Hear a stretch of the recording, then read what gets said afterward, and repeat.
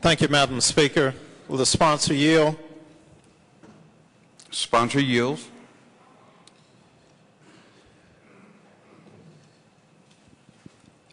I'm not quite sure, but I believe you said that you had thought about this bill years ago. If I'm accurate, media accounts suggest that this bill is in response to the Memphis City Council and the Nathan Bedford Forrest Park. Is that correct? I stand by my... I'm sorry. Leader McDaniel, you're recognized. I want the gentleman from Shelby County to know that I sponsored this legislation to preserve all our history and not prompted by any other incident that may have taken place in some other part of the state. This covers all military history from the French and Indian War through the current wars. It's not aimed at any one particular period of time in history or any particular historic figure. Representative Hardaway. Thank you, Madam Speaker. Would you say that these parks, these monuments, are erected to honor individuals? Representative McDaniel.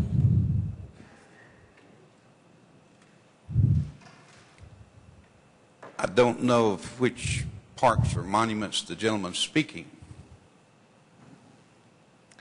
Representative Hardaway. Any parks, any monuments, statues that you seek to protect, sir? Representative McDaniel.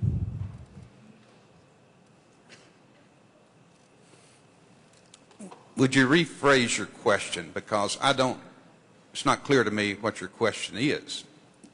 When we erect statues, when we erect monuments, when we name parks, do we do so to honor an individual, to honor an occasion, an event, a moment in history?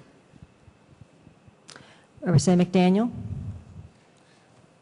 Generally speaking, when monuments are erected, it's to commemorate or memorialize an individual, an event, or whatever. I would agree with that, yes. Representative Hardaway. Would you say that the statue that's erected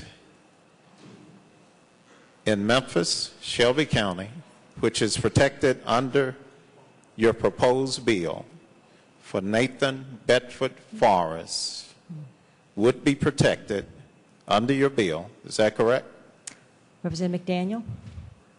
Thank you, Madam Speaker. This legislation would protect all monuments across the state of Tennessee.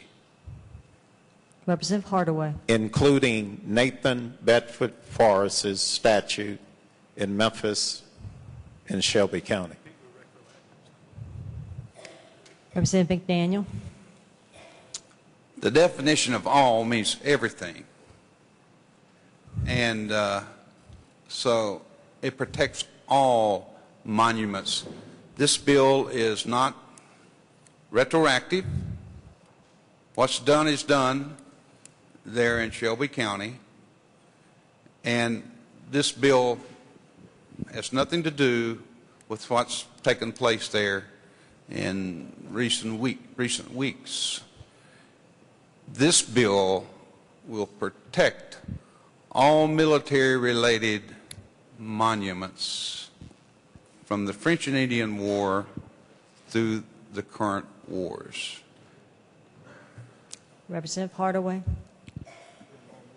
I appreciate the sponsor repeating what he had said before.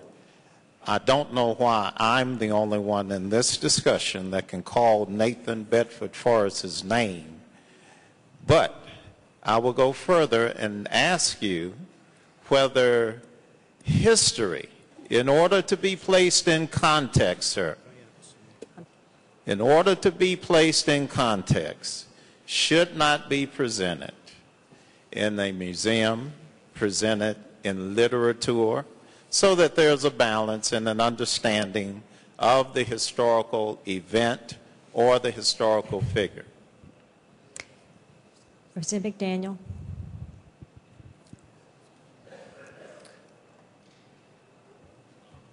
Well, I haven't traveled a lot, but I've traveled a fair amount in my life. And I've traveled to different parts of the world. I've traveled, Madam Speaker, to many states in this country. And being a history lover and a lover of history, I have traveled to a number of states that erect memorials, statues, name parks, buildings after historic figures. And I do not believe, as sponsor of this bill, that we should allow national and statewide memorials to just be removed just because the wind is blowing a different direction.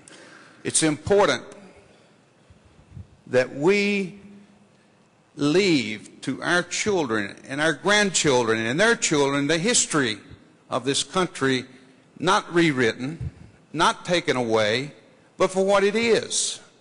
And when we start removing these symbols, we take away that history, and they never have the opportunity nor the privilege to know about it.